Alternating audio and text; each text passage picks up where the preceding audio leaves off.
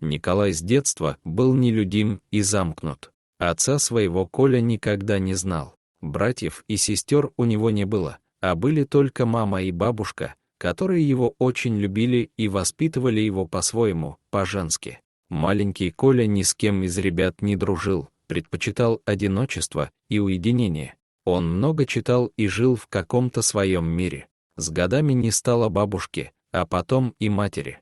Остался Николай совсем один.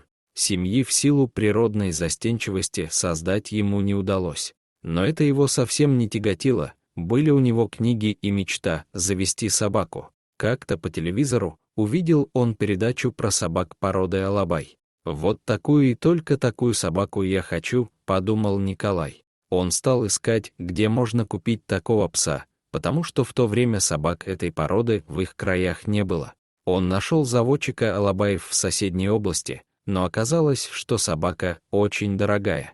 Таких денег у мужчины не было, но он твердо решил, что обязательно их заработает. Николай решил, что должен во что бы то ни стало купить себе такую собаку. Он не отказывался от любой, даже самой сложной работы. Работал вахтовым методом, разгружал на железнодорожной станции вагоны. Через некоторое время он скопил нужную сумму и купил ее, свою белую и прекрасную Альму. Это была любовь с первого взгляда, с первого нюха или даже первого лая. Собака стала для Николая самым главным существом в этом мире, а она была его другом и его семьей. Так они жили несколько лет, бродили по лесу по несколько часов, ловили рыбу, ходили собирать грибы и ягоды. Лес был для Альмы привычным и знакомым местом. Однажды Альма пропала на целый день. Она часто уходила в лес по каким-то своим собачьим делам, но всегда возвращалась. А сегодня ее не было дольше обычного. Николай испугался и пошел в лес, искал собаку, звал ее, но Альмы нигде не было. Под вечер она появилась, неся в зубах что-то черное и мохнатое. Николай подумал, что это ежик, но оказалось, что Альма принесла из леса медвежонка. Николаю было непонятно, зачем она его притащила и где взяла, но было ясно, что это не просто так. Медвежонок прижился у них дома, и они стали очень дружны с Альмой. Николай предположил, что медвежонок остался без матери, и собака решила ее заменить. Альма вылизывала его, как щенка, и участвовала во всех его играх. А они с рычанием бегали по двору, валялись в песке, рыли в огороде глубокие ямы и вытаптывали огород хозяина. Видимо, у Альмы разыгрались материнские чувства. Медвежонок стал ей как сын. Правда, он периодически убегал в лес, как всякий непослушный ребенок. Альма находила его там и приносила обратно домой. Так продолжалось какое-то время. У медвежонка было два дома — лес и двор Николая. Он рос и превратился в молодого медведя, но дорогу к своей приемной матери не забывал. Все в деревне любили Альму и уважали Николая, кроме одного человека. Жил в деревне инспектор рыбнадзора по фамилии Мурадов. Человек, он был пакостный и гнилой. Вся деревня знала, что он за взятки покрывает браконьеров и их делишки.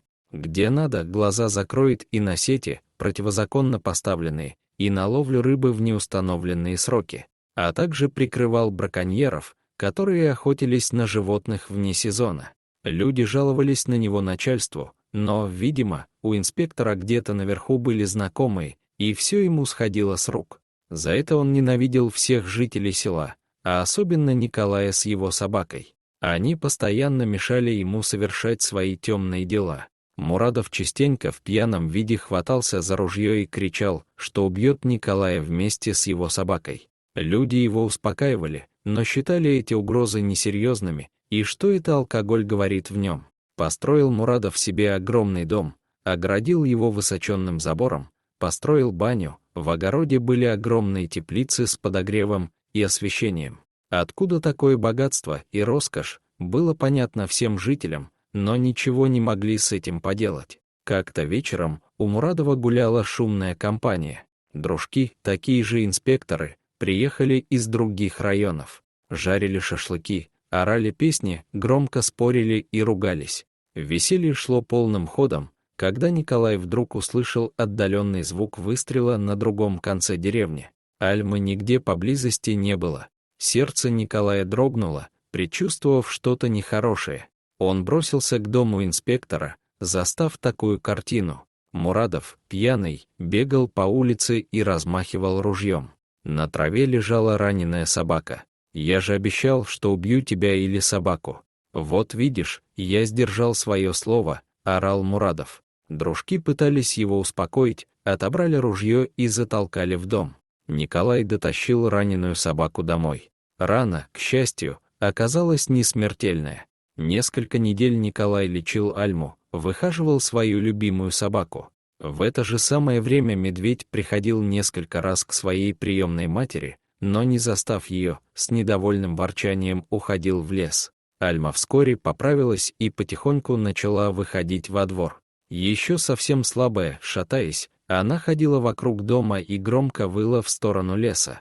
А Мурадову опять все сошло с рук, ведь в людей он не стрелял, собака осталась жива, а его богатые дружки подтвердили, что собака сама набросилась на инспектора, поэтому ему и пришлось схватиться за оружие, якобы в целях самозащиты.